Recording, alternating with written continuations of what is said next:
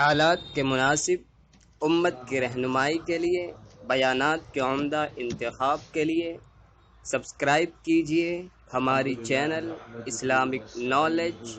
اور دبائیے بیل کا بٹن۔ ونعوذ بالله من شرور أنفسنا ومن سيئات أعمالنا من يهده الله فلا مضل له ومن يضلله فلا هادي له ونشهد أن لا إله إلا الله وحده لا شريك له ونشهد أن سيدنا ومولانا محمدا عبده ورسوله صلى الله تعالى عليه وعلى آله وأصحابه وأزواجه وذرياته وأهل بيته وبارك وسلم تسليما كثيرا كثيرا. أما بعد فأعوذ بالله من الشيطان الرجيم. بسم الله الرحمن الرحيم. كنتم خير أمة أخرجت للناس تأمرون بالمعروف وتنهون عن المنكر وتؤمنون بالله. صدق الله العظيم.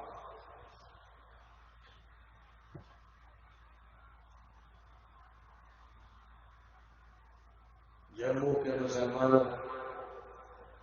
اور جموں میں بسنے والے انسانوں، میں آپ سے جس خطہ زمین پر مخاطب ہوں وہ جموں کشمیر کے ایک امتزاج کا ایک ایسا موقع زمین ہے جس میں مختلف نمائندگیوں کے ساتھ آج انسانوں کا ایک سیلاب اکٹھا ہو گیا. یہ خطہ زمین جو جموں و کشمیر کے لاحقے کے ساتھ بولا جاتا ہے، بر صغیر میں اپنی ایک خاص اہمیت رکھتا ہے، اپنی شناخت رکھتا ہے. یہ خطہ خاص طور پر کشمیر کا خطہ کہا جاتا ہے، کہا جاتا رہا کہ روئے زمین پر اگر کوئی جنت ہے تو یہ وہ خطہ ہے جس نے بڑی مردم گری کی ہے.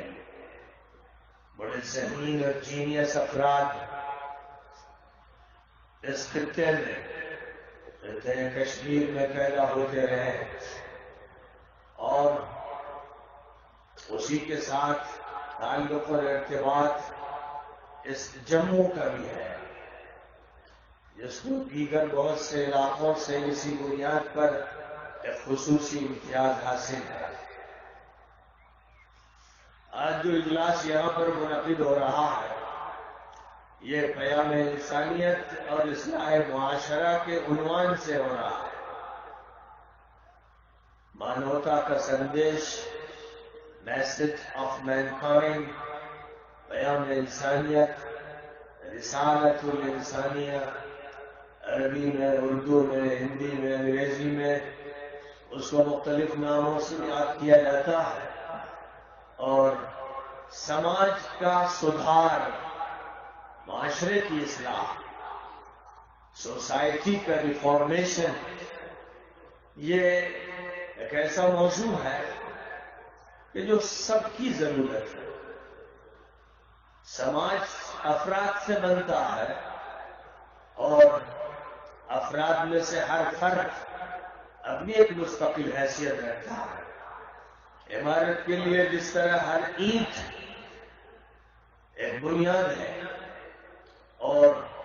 ہر اینٹ جب مضبوط ہوتی ہے اور مضبوط مسالے سے اس کو دوسری اینٹ سے جوڑا جاتا ہے تو دیوار وجود میں آتی ہے، عمارت وجود میں آتی ہے. جتنی مضبوط اینٹ ہوگی اور جتنا مضبوط مسالہ ہوگا اتنی مضبوط دیوار ہوگی اور پھر اتنی مضبوط عمارت تیار ہوگی. اس لیے سب سے پہلے مسئلہ فرد کا ہوتا ہے، ایک انسان کا ہوتا ہے۔ ایک انسان صحیح ہوگا تو ایک فیملی صحیح ہوگی، ایک خاندان صحیح ہوگا، ایک معاشرہ یا سماج صحیح ہوگا، علاقہ صحیح ہوگا، ملک صحیح ہوگا۔ اور بظاہر ہے کہ دنیا میں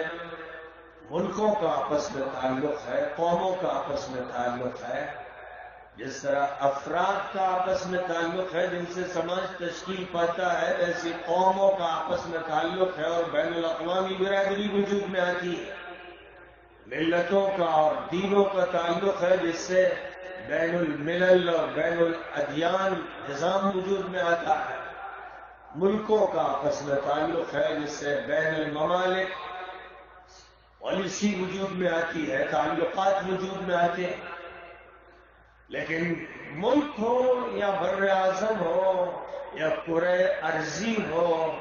ہر جگہ سب سے زیادہ اہمیت ایک فرد کو، ایک یونٹ کو، اس اینٹ کو حاصل ہے جس سے عمارت تیار ہوتی ہے۔ اگر فرد، ایک انسان اچھا انسان ہے، اگر وہ اس روئے زمین پر لوگوں کے لیے ایک تحفہ ہے، ایک نعمت ہے، اپنے تئیں بھی وہ شعور رکھتا ہے کہ اسے کیسا ہونا چاہیے، اور دوسروں سے متعلق بھی اس کو اس کا پورا شعور ہے کہ ان کے ساتھ اس کو کیا معاملہ کرنا چاہیے۔ اگر انسان فی نفسہ ہی صحیح ہے تو امید کی جا سکتی ہے کہ میاں بیوی صحیح ہوں گے، اولاد صحیح ہوگی، گھر کا ماحول صحیح ہوگا، اور پھر توقع کی جا سکتی ہے کہ پڑوس صحیح ہوگا، اور جب پڑوس اور پڑوس کے تعلقات خوشگوار ہوں گے تو معاشرہ اور سماج صحیح ہوگا۔ واقعی یہ کہ ایک انسان کے لیے سب سے بڑا مسئلہ یہ ہے کہ اسے یہ بات معلوم ہو کہ اس کا وجود اس روئے زمین پر کیوں کیا گیا ہے، انسان کو کیوں پیدا کیا گیا ہے، کس نے پیدا کیا، کیا کام اس سے مقصود ہے، اس کے بعد اس کو موت کیوں آتی ہے، موت کے بعد کیا ہونا ہے، کیا یہ زندگی کھلواڑ ہے؟ یہاں پیدا کر دیا گیا کہ جو چاہو کرو، اس کے بعد سلسلہ ویسے ہی ختم ہو جائے گا جیسے کیڑے مکوڑوں کا ختم ہو جاتا ہے، مچھر و مکھی کا ختم ہو جاتا ہے۔ کیا انسان میں وہ دیگر مخلوقات میں کوئی امتیاز نہیں ہے؟ کیا انسان کو جو عقل دی گئی ہے، جو لاجک دی گئی ہے، جو منطق دی گئی ہے، جو علوم دیے گئے ہیں، نالجز دی گئی ہیں، سائنسز دی گئی ہیں، ان بنیادوں پر انسان بھی ایسے ہی ہے جیسے چوپائے ہیں، پرندو چرندو درند ہیں، کیڑے مکوڑے ہیں؟ ظاہر ہے کہ ہر انسان اس بات کو جانتا ہے کہ ایسا نہیں، لیکن اکثر انسان یہ نہیں جانتے کہ ان کا تعلق کہاں سے ہے، ان کا وجود کیوں ہوا ہے۔ اکثر و بیشتر انسان اس معاملے میں غافل۔ زندگی جو وہ گزارتے ہیں وہ ایک جاندار کی زندگی ہوتی ہے جس کی ضروریات ہیں کھانے کی، پینے کی، آکسیجن کی، جسم کو سردی گرمی سے بچانے کی، کسی جگہ چھپ کر سر چھپا کر رہنے کی۔ یہ وہ ضرورتیں ہیں جو ہر چوپائے کی ہیں، ہر جاندار کی ہیں۔ اگر ایک انسان بھی صرف انہی ضروریات کے دائرے میں ہے اور اپنی انہی ضروریات کے بارے میں سوچتا ہے تو اس میں کوئی شک و شبہ نہیں کہ اس میں اور ایک چوپائے میں، چرند میں، پرند میں، درند کوئی فرق نہیں۔ تو یا تو وہ اپنی اس حیثیت کو تسلیم کر لے جیسے دیگر جاندار ہیں، میں بھی ایک جاندار ہوں اور مسئلہ صرف روٹی کپڑے مکان کا ہے۔ آج دنیا میں جو مادی تنظیمیں ہیں، جو سیاسی پارٹیاں ہیں، اور جو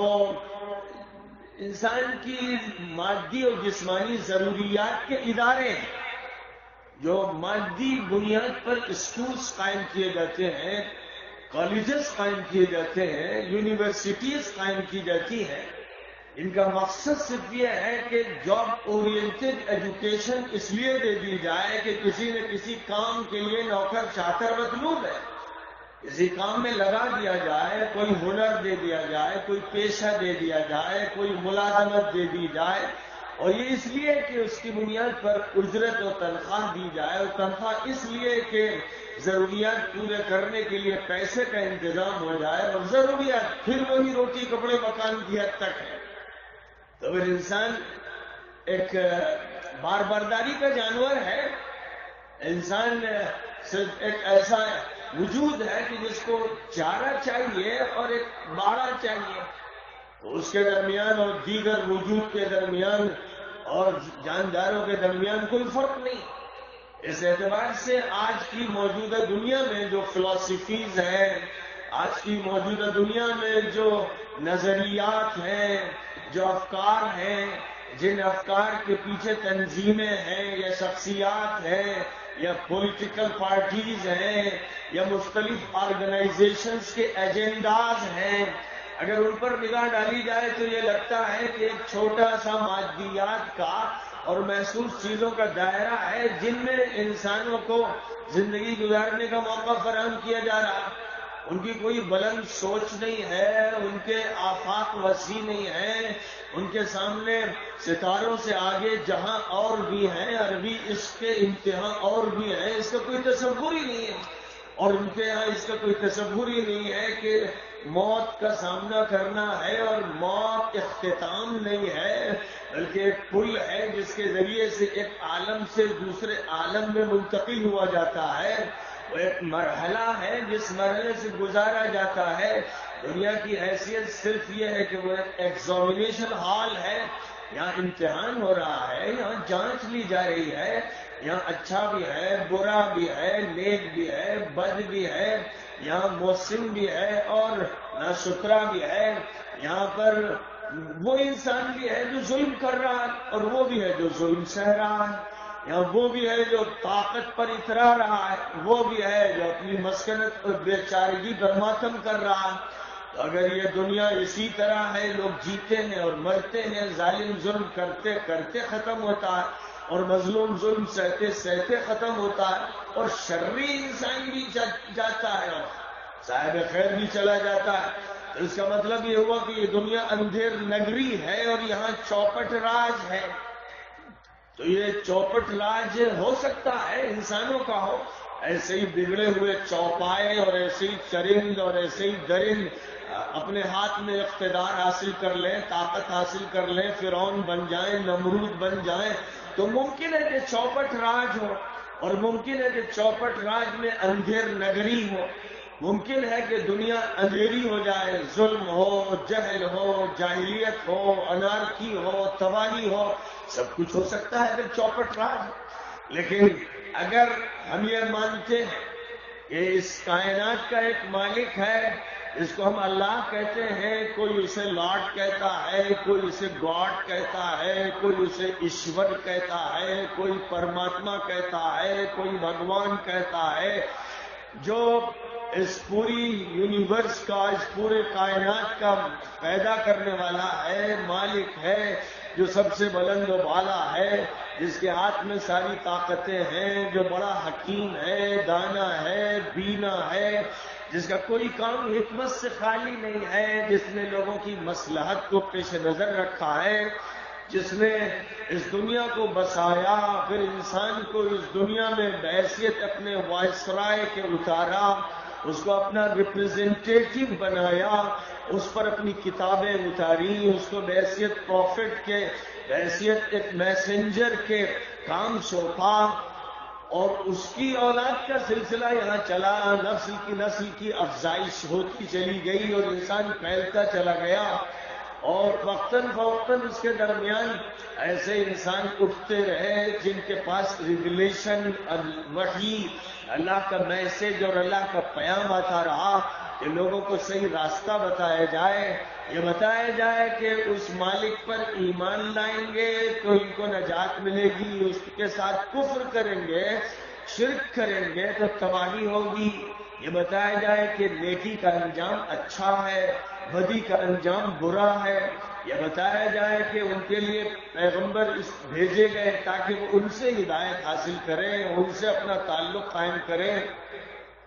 یہ بتایا گیا کہ انسان کو چاہیے کہ وہ اپنا خود حساب لے. اس کو دماغ دیا گیا، اس کو وہ سیلز عطا کیے گئے جن میں عقل کی صلاحیت رکھی گئی، جن کی بنیاد پر انسان باہر کی معلومات کو لیتا ہے اور اپنے کمپیوٹرائز سسٹم میں اس کو فیڈ کر دیتا ہے، اور صحیح معلومات فیڈ کر دیتا ہے تو وہی پلے کرتی ہیں، غلط معلومات داخل کر دیتا ہے تو وہی باہر آتی ہیں. یہ وہ انسان کا امتیاز ہے جو اور جانوروں میں نہیں ہے. جانور جو دماغ رکھتے ہیں وہ اپنی چھوٹی سی مصلحت چارے اور باڑے کے بارے میں رکھتے ہیں. ایک چڑیا کو یہ معلوم ہے کہ اس کا گھونسلہ کیسے بننا ہے، دانا اسے کیسے چگنا ہے، اور اس کے بعد پھر اپنے گھونسلے میں کیسے آنا ہے. ایک چوپائے کو معلوم ہے کہ اس کو کیسے اپنے باڑے سے نکلنا ہے، چراگاہ میں جانا ہے، چرنا ہے اور پھر چراگاہ میں واپس آنا ہے. لیکن ایک چڑیا کے پاس، ایک درند و چرند کے پاس یہ دماغ نہیں ہے کہ اس کو کیسے اچھا مکان بنانا ہے، کھانے کے لیے کیسے اچھی پلیٹیں تیار کرنی ہیں، پینے کے لیے کتنے عمدہ گلاس ہونے چاہیے، اور پلیٹوں کے لیے کیسا اچھا دسترخوان ہونا چاہیے. اس کو یہ نہیں معلوم کہ علم کو بڑھانے کے لیے اس کو معلومات حاصل کرنی ہے، معلومات قلم کے ذریعے آگے بڑھتی ہیں، معلومات کے لیے کان اور آنکھ کا استعمال ہوتا ہے، معلومات کے لیے کتابیں لکھی جاتی ہیں، علم کو فروغ دینے کے مختلف طریقے ہوتے ہیں. جب سے دنیا ہے تب سے چوپائے ہیں، بکریاں ہیں، مرغیاں ہیں، بھینسیں ہیں، گائے ہیں اور پرندے ہیں، لیکن ان کے درمیان کوئی بھی امپروومنٹ اور ڈیولپمنٹ سائنٹیفک یا علم کی بنیاد پر نہیں ہوا. کہ پہلے دور کی جو بھینسیں تھیں وہ ترقی یافتہ نہیں تھیں، لیکن آج 21ویں صدی کی بھینسیں اب پڑھنے لگی ہیں، سائنس کالج ان کے لیے کھول دیے گئے ہیں اور اب وہ زیادہ سے زیادہ استفادہ کر رہی ہیں. پہلے دور کی جو بکریاں تھیں وہ بہت سیدھی سادی تھیں، دیہاتی تھیں، اب بہت ترقی یافتہ بڑی پروگریسو ہو گئی ہیں، شہری بکریاں ہیں. جو بکریاں جموں کے کسی گاؤں میں رہتی ہیں وہ تو بیچاری دیہی تصور کی ہیں، لیکن امریکہ میں، واشنگٹن میں، لندن اور پیرس میں جو بکریاں ہیں وہ بہت ایڈوانس ہیں. وہ تو سائنٹیفک طریقے پر سوچتی ہیں اور یہ فیصلہ کرتی ہیں کہ انہیں ذبح ہونا ہے کہ نہیں ہونا ہے اور کہاں ہونا ہے. یہ اس بات کی دلیل ہے کہ اللہ تعالیٰ نے یہ ڈیولپمنٹ اور یہ پروگریس اور یہ امپروومنٹ اور عقل کے ذریعے چیزوں کو سمجھنے کی صلاحیت انہیں رکھی نہیں. وہ ہزاروں سال پہلے کے جانور ہوں یا آج کے ہوں، وہ دیہات کے ہوں یا اعلیٰ ترین شہر کے ہوں، ان کا جو اسٹیٹس ہے وہ بس اسٹیٹس کو کے مرحلے میں ہے. وہ آگے نہیں بڑھتا اور پیچھے نہیں ہٹتا. جو بھی ان کے لیے انسان انتظام فراہم کر دے بس اسی انتظام پر انہیں قائم رہنا ہے. شکوہ شکایت بھی کرنے کی صلاحیت ان کے اندر نہیں رکھی گئی، اور اگر رکھی گئی ہے تو ہمارے اندر اس کا فہم نہیں رکھا گیا. اس لیے یہ بات تو بالکل واضح ہے کہ انسان ایک ایسی مخلوق ہے جس کو اللہ تعالیٰ کی طرف سے بڑی صلاحیتیں دی گئی ہیں، بڑا امتیاز عطا فرمایا گیا ہے. اب انسان کو کیسے یہ بات سمجھ میں آئے؟ ظاہر ہے کہ یہ بات سمجھانے کے لیے ہمارے پاس وہ تعلیمی ادارے نہیں ہیں جو صرف جاب دے رہے ہیں، جو صرف ہنر دے رہے ہیں، جو صرف پیشہ دے رہے ہیں، جو صرف کسی انسان کو ایک رضاکار یا مزدور یا لیبر بنا رہے ہیں. ظاہر ہے کہ جو وزیر اعلیٰ ہے وہ بھی لیبر ہے، جو پارلیمنٹیرینز ہیں یا اسمبلی کے ممبران ہیں وہ بھی لیبر ہیں. یعنی سب اپنے اپنے طرز کی محنت کر رہے ہیں اور اس محنت کی اجرت حاصل کر رہے ہیں. کسی کی محنت اعلیٰ کرسی پر بیٹھ کر ہے، کسی کی محنت زمین پر اور گھاس پر بیٹھ کر ہے، لیکن سب لیبر ہیں، سبھی محنت کش ہے. کسی کی محنت کم اور پیسہ زیادہ، کسی کی محنت بہت زیادہ اور پیسہ کم، لیکن سب کے سب مال کے پجاری ہیں. سب کے سب اپنی مادی اور جسمانی ضرورت کے پیچھے بھاگ رہے ہیں. انہوں نے اپنے دماغ کو اور اپنی تمام صلاحیتوں کو اپنے پیٹ کے لیے استعمال کر رکھا. تو ایک چھوٹا سا پیٹ جو جسم میں ہے اس کی حکومت ہے، اور دماغ پیٹ کے تابع ہو گیا، دل پیٹ کے تابع ہو گیا، ہاتھ پیر پیٹ کے تابع ہو گئے ہیں. اس لیے اگر یہ کہا جائے کہ ہماری گدی پر ہمارا دماغ نہیں بیٹھا ہے، ہمارا پیٹ بیٹھا ہوا ہے، اور یہ پیٹ ہے جو ملکوں پر حکمرانی کر رہا ہے. اور ظاہر ہے کہ جب انسان کی بھوک اور انسان کی ہوس اور انسان کی حرص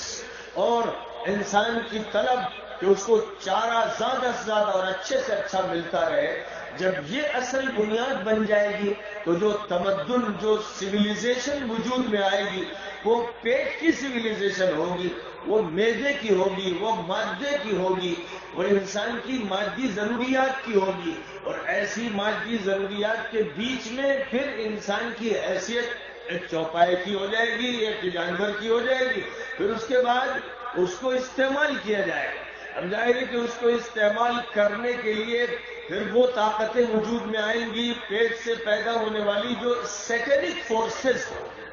شیطانی طاقتیں وجود میں آئیں گی. کیونکہ واقعہ یہ ہے کہ شیطان صرف مادی حص رکھتا ہے، صرف حص اور ہوس کا شکار ہے، وہ صرف لذتیت کا خواہاں ہے، اس کو اپنی شہوتیں چاہیے. اور اسی کے ساتھ ساتھ ایک اور اس نے فیصلہ کر رکھا ہے کہ وہ خود گمراہ ہے، سب کو گمراہ کرے گا، وہ خود گنجا ہے، سب کو گنجا کرے گا، وہ خود جہنمی ہے، سب کو جہنم کی طرف لے جائے گا. تو جب صورتحال یہ ہوتی ہے کہ انسان کا دماغ معطل ہو جاتا ہے اور اس کے دل کی نیکی معطل ہو جاتی ہے اور انسان سے جو جسم بن جاتا ہے اور جسم کی خواہشیں آگے بڑھ جاتی ہیں، وہی غالب آ جاتی ہے، تو پھر پوری دنیا میں سیٹینک فورسز کو طاقت مل جاتی ہے. اور وہ اپنی طاقت کا جب استعمال کرتی ہے تو پھر صورتحال یہ ہوتی ہے کہ کبھی جنگل کا منظر ہوتا ہے کہ شیر اور چیتے اور بھیڑیے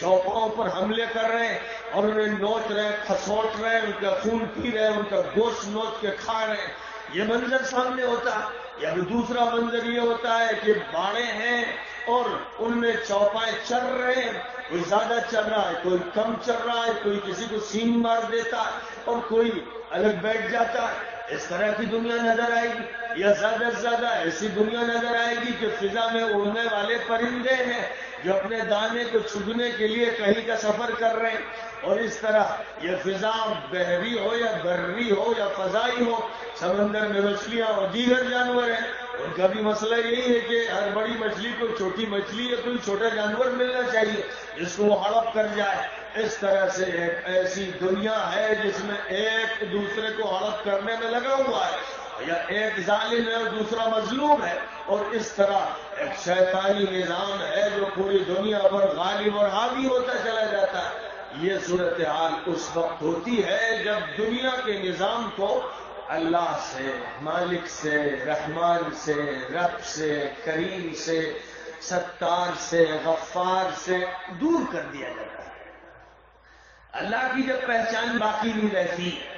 اور زمین پر چلنے والے انسان کی نگاہ آسمان پر نہیں اٹھتی اور انسان یہاں سے حیوانی زندگی سے اچھل کر فرشتوں سے ملنا نہیں چاہتا، اور جب انسان کے اندر جنت کی تلاش نہیں ہوتی، اور جب انسان سخت عذاب اور مہلک انجام سے بچنے کے لیے دوزخ کا تصور نہیں رکھتا اور اس سے خوف نہیں کرتا،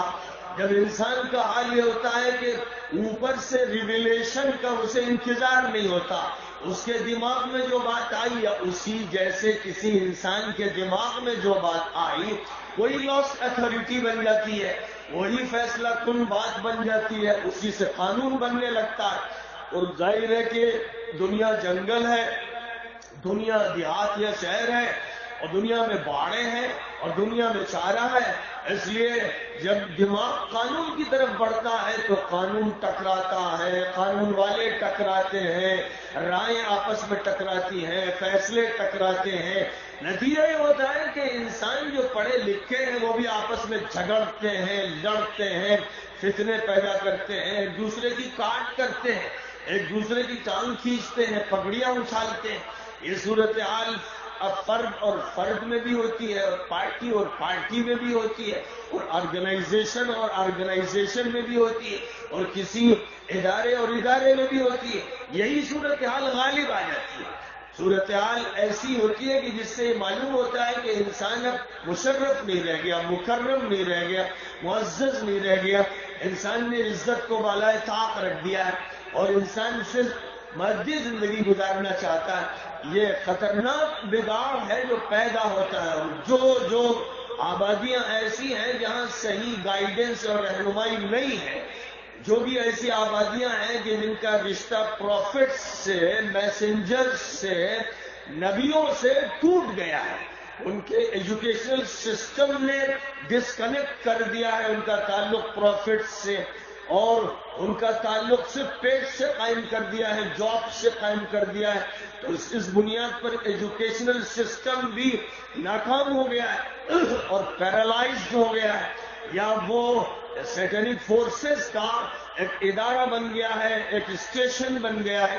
اور وہاں سے جو بھی پیغامات ترسیل کیے جاتے اور فی الحقیقت شیطانی پروگرام اور شیطانی پیغامات ہوتے ہیں. اور یہی صورتحال پھر ظاہر ہے کہ انہی اداروں سے انتظامیہ وجود میں آتا ہے، سیکریٹریٹ وجود میں آتا ہے، گورنمنٹ وجود میں آتی ہے، پولیس اور فوج وجود میں آتی ہے، اسی سے چوکیدار اور مختلف کام کرنے والے وجود میں آتے ہیں. اگر وہاں پر جو ذہن بنایا جا رہا ہے وہ انبیائی ذہن نہیں ہے، وہ پیغمبرانہ ذہن نہیں ہے، وہ اللہی اور ربانی ذہن نہیں ہے، اس کا تعلق عزت سے، شرف سے، ترقی سے، سربلندی سے، آسمانی افکار سے نہیں ہے، صرف زمین ہے، اور زمین میں پیٹ کی حکمرانی ہے، اور زمین میں شہوت پرستی ہے. اگر صرف اسی نظام سے افراد وجود میں آ رہے ہیں، تعلیم گاہیں اسی مینٹلٹی کے لوگوں کو پیدا کر رہی ہیں، تو ظاہر ہے کہ سیکریٹریٹ برباد ہو جائے گا،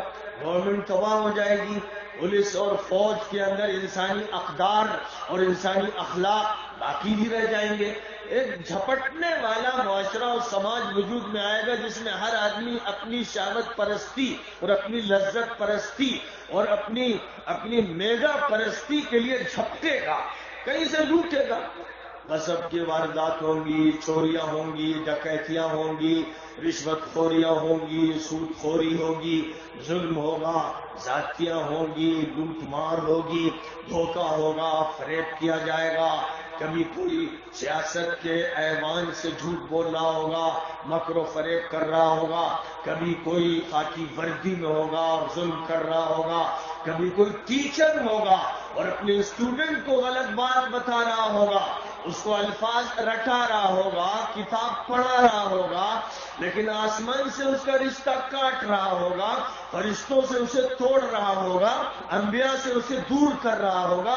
اللہ اور اس کے درمیان بیچ میں حائل ہو کر سیٹنک فورسز کا ایجنٹ بن رہا ہوگا. ایسی صورتحال میں اسکول تباہ ہو جائیں گے، کالجز تباہ ہو جائیں گے، اور یونیورسٹیز سے بھی اچھی امید کرنا مشکل ہو جائے گا. وہاں پر جو اسکالرس ہوں گے ان کی بحث کا جو موضوع ہوگا وہ موضوع یہ نہیں ہوگا کہ سماج کا سدھار کیسے ہو،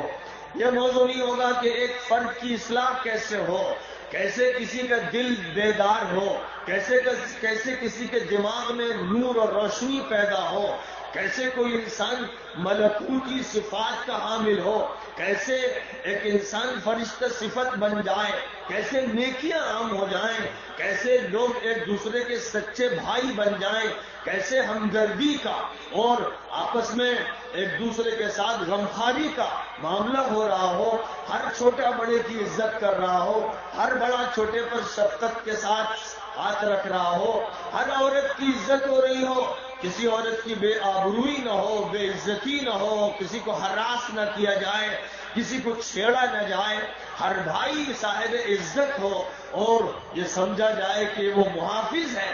یہ صورتحال کیسے بنے گی جب تک یہ صورتحال تمام حکمرانوں پر، ذمہ داروں پر، محافظوں پر، معلموں پر اور جو اداروں کے ذمہ دار ہیں ان پر غالب نہیں آئے گی، اس وقت تک نہ انسانیت کا کام ہو سکے گا،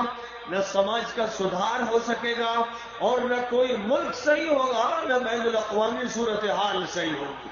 آج کی موجودہ دنیا میں جو منظرنامہ ہمارے سامنے ہے، امریکہ سے آسٹریلیا تک اور ساؤتھ افریقہ سے قفقاز تک اور کوکیشیا تک اور دور دراز کے شمالی علاقوں تک، آج کی جو دنیا ہے 21ویں صدی کی، اس میں یہ بات صاف نظر آ رہی ہے کہ لوگ میدا پرستی پیٹ کی پرستش میں اور شہوت پرستش سیکسول جذبات کی رو میں بہ گئے اور پھر اس کی بنیاد پر ان کے دماغوں میں ظلم کے جذبات ہیں. وہ کسی دوسرے پر حملہ آور ہونا چاہتے ہیں, کسی کو لوٹ لینا چاہتے ہیں, کسی کو چھوٹا بنانا چاہتے ہیں, کسی کا استحصال کرنا چاہتے ہیں. ایسا لگتا ہے کہ پوری دنیا پر یہی طبقہ غالب آ گیا ہے. وہ لوگ جو کسی چرچ میں ہے, کسی سینیگاگ میں ہے, جو کسی مندر میں ہے, جو کسی مسجد میں ہے, جو صرف رام رام کر رہے ہیں, اللہ اللہ کر رہے ہیں, جو یہوہ کو پکار رہے ہیں, جو اللہ یا گاڈ یا لاڈ کو یاد کر رہے ہیں, جو رہبانیت کو اور ریاضت کو اختیار کر رہے ہیں, گنے چنے لوگ ہیں جو کنارے ہیں, جزیروں میں کہیں پڑے ہوئے ہیں, سنیاس لیے ہوئے ہیں یا روحان بنے ہوئے. لیکن پوری دنیا کی گدیوں پر جو لوگ ہیں, ایوانوں میں جو لوگ ہیں, زمام اقتدار جن کے ہاتھ میں ہے, انہوں نے جو دنیا کا پورا منظر نامہ بنایا ہے, اس منظر نامے کو دیکھ لیجیے. 200 سال 400 سال جتنا پیچھے چلے جائیے, ایسا لگتا ہے کہ دنیا جنگ کی جگہ ہے. دنیا اس لیے ہے کہ انسانوں کو مارا جائے, دنیا اس لیے ہے کہ عورتوں کی عزت لوٹی جائے, دنیا اس لیے ہے کہ بوڑھوں کو مایوس کیا جائے, پریشان کیا جائے. دنیا کیا اس لیے ہے کہ نوجوانوں کو آوارہ کیا جائے, دنیا کیا اس لیے ہے کہ عورت کو, ماں کو, بہن کو, بہو کو ننگا کیا جائے, دنیا اس لیے ہے کہ کمزور کو ستایا جائے, اس کا ایکسپلائٹیشن کیا جائے. دنیا کیا اس لیے کہ انسان کا پجاری بن جائے یا انسان پیسے کا پجاری بن جائے. ظاہر ہے کہ وہ اللہ جو حکیم ہے, جو پروردگار ہے, جو یکتا و تنہا ہے, جو رحمان و رحیم ہے, جو ستار و غفار ہے, اس نے دنیا اس لیے نہیں بنائی. اس نے دنیا میں انسان کو اختیار دیا ہے ایک امتحان کے لیے, اور یہ اس اختیار کا نتیجہ ہے, یہ اس امتحان کے اختیار کا نتیجہ ہے کہ دنیا میں شرپسند لوگ غالب آتے چلے جا رہے ہیں ایک عرصے سے. اور اس کی بنیادی وجہ یہ ہے کہ جو خیر کے علمبردار ہیں وہ سمٹ گئے ہیں, وہ سکڑ گئے ہیں, وہ اپنے اپنے جزیروں میں اور وہ اپنے ٹاپو میں اس طرح سے سکڑ کر بیٹھ گئے ہیں کہ انہوں نے اپنے مشن کو فراموش کر دیا.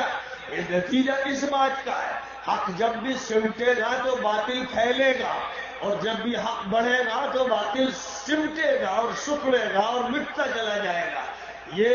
توازن ہے, اللہ کی طرف سے ایک نظام بنایا گیا, اور یہی وہ نظام ہے جو اللہ تعالیٰ نے حضرت آدم علیہ السلام کو, جو پہلے انسان تھے, پہلے خلیفہ اللہ کے تھے, پہلے رسول تھے, پہلے نبی تھے, دنیا میں پہلے آباد ہونے والے تھے, ان کو یہی نظام دیا. اور ان کے ذریعے سے بھی, اور پھر اللہ کی وحی کے ذریعے سے یہ نظام حضرت نوح کو دیا گیا, حضرت ہود کو دیا گیا, حضرت صالح کو دیا گیا, حضرت لوط کو, حضرت ابراہیم کو, حضرت شعیب کو دیا گیا. یہی وہ نظام ہے جو مصر میں حضرت موسیٰ کو دیا گیا, حضرت ہارون کو دیا گیا. یہ وہ نظام ہے جو پیلسٹائن میں جیسس دی کرائسٹ کو, حضرت عیسیٰ کو دیا گیا. اور پھر اللہ تعالیٰ کی طرف سے یہ فیصلہ ہوا, آج سے 1400 سال 1450 سال پہلے یہ فیصلہ ہوا کہ اب دنیا جس عمر کو پہنچ چکی ہے اور جس منزل میں داخل ہو گئی ہے, اب ضرورت ہے کہ لاسٹ میسنجر اور پورے ورلڈ کے میسنجر کو, حضرت محمد صلی اللہ علیہ وسلم کو مکہ مکرمہ سے برپا کر دیا جائے. وہ جگہ جو پوری دنیا کے بیچوں بیچ میں ہے, جس کو دنیا کی ناف کہا جاتا ہے. جیوگرافسٹ یہ کہتے ہیں کہ وہ دنیا کی ناف ہے. جیسے انسان کے جسم میں بیچ میں ناف ہوتی ہے, ویسے ہی مکہ مکرمہ کی حیثیت ہے آخری دور کے لیے, آخری نظام کے لیے, آخری قانون کے لیے, آخری نبوت کے لیے, آخری رسالت کے لیے, آخری امت کے لیے, آخری قوم کے لیے اللہ تعالیٰ نے مکہ مکرمہ کا انتخاب فرمایا. اور محمد صلی اللہ علیہ وسلم کو ایک ایسے رسول, ایک ایسے میسنجر کی حیثیت سے برپا کیا, اٹھایا کہ ان کو بات کرنا ہے پوری دنیا سے. وہ پوری دنیا کے نبی, وہ پوری دنیا کے رسول, وہ پوری دنیا کے ریفارمر, وہ پوری دنیا انسانیت کو ہدایت دینے والے, وہ پوری دنیا کا تعلق اللہ سے, گاڈ سے, لارڈ سے, ایشور سے قائم کرنے والے, اور اس پوری دنیا اور آسمان کے درمیان کنیکشن کو مضبوط بنانے والے, وہ انسانوں اور فرشتوں کے درمیان رشتہ قائم کرنے والے، وہ انسانیت کو بلوغ کے پختہ مرحلے تک پہنچانے والے، وہ انسانیت کی اقدار کو، اخلاق کو، انسانیت کی فضیلتوں کو نمایاں کرنے والے، وہ یہ بتانے والے کہ انسان کو کیوں پیدا کیا گیا، وہ یہ بتانے والے کہ اسے کیا کام کرنا ہے، وہ یہ بتانے والے کہ اس کا انجام کیا ہوگا اور کن بنیادوں پر ہوگا، یہ اللہ کا فیصلہ ہے۔ وہ فرمایا گیا وَمَا أَرْسَلْنَاكَ إِلَّا رَحْمَةً لِلْعَالَمِينَ، اے محمد ہم نے آپ کو پوری دنیا کے لیے، تمام طبقوں کے لیے، سارے مذہب کے لوگوں کے لیے، ہر انسان کے لیے، بلکہ ہر جن کے لیے، بلکہ دیگر مخلوقات کے لیے، ہم نے آپ کو چرند و پرند و درند کے لیے بھی، جمادات و نباتات اور حیوانات کے لیے، سب کے لیے آپ کو مرسی بنایا ہے۔ آپ مرسی آف دی ورلڈ ہے، آپ مرسی آف دی یونیورس ہے، آپ کو رحمت بنا کر بھیجا گیا ہے۔ یہ وہ پیغام تھا جو محمد صلی اللہ علیہ وسلم کو سنایا گیا، اور آپ کی حیثیت کو متعین کر کے یہ بتا دیا گیا کہ یہ بات سب تک پہنچنی چاہیے، یہ بات صرف مکے میں نہیں رہنی چاہیے، یہ بات صرف مدینے تک نہیں جانی چاہیے، یہ بات صرف عربین پیننسولا تک نہیں رہنی چاہیے، یہ بات ہندوستان میں پہنچنی چاہیے، یہ بات یورپ اور امریکہ جاننی چاہیے، یہ بات آسٹریلیا کو لوگوں کو معلوم ہونا چاہیے، یہ بات افریقن اور ایشینز کو معلوم ہونا چاہیے۔ دنیا میں کوئی خطہ ایسا باقی نہ رہے جہاں مانوتا کا کوئی فرد، جہاں مین کائنڈ کی کوئی یونٹ، جہاں انسانوں میں سے کوئی فرد موجود ہو اور اس کو یہ معلوم نہ ہو کہ آخری نبی کون، آخری کتاب کون، آخری قانون کون، آخری ہدایت کون سی، یہ نہ معلوم ہو، یہ اب درست نہیں۔ اب سب کو بتانا ہے، اسی ایک چھتری کے نیچے سب کو آنا ہے، اس لیے کہ اے محمد صلی اللہ علیہ وسلم، آپ کو پوری دنیا انسانیت اور دنیا جن و انس کے لیے رحمت بنا کر بھیجا گیا ہے۔ دنیا زحمت سے پریشان،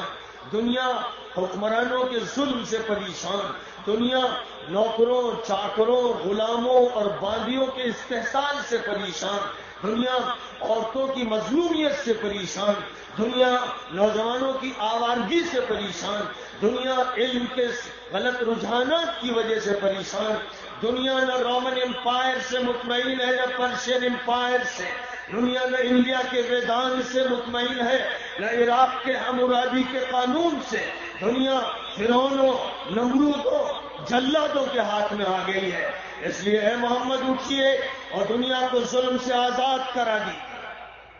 محمد صلی اللہ علیہ وسلم کو پیغمبر اس لیے بنایا گیا تھا، فرما دیا گیا تھا کہ قل یا ایھا الناس انی رسول اللہ الیکم جمیعا، اے نبی کہہ دیجئے تمام انسانوں سے، کہیے ہندوؤں سے، سکھوں سے، جینیوں سے،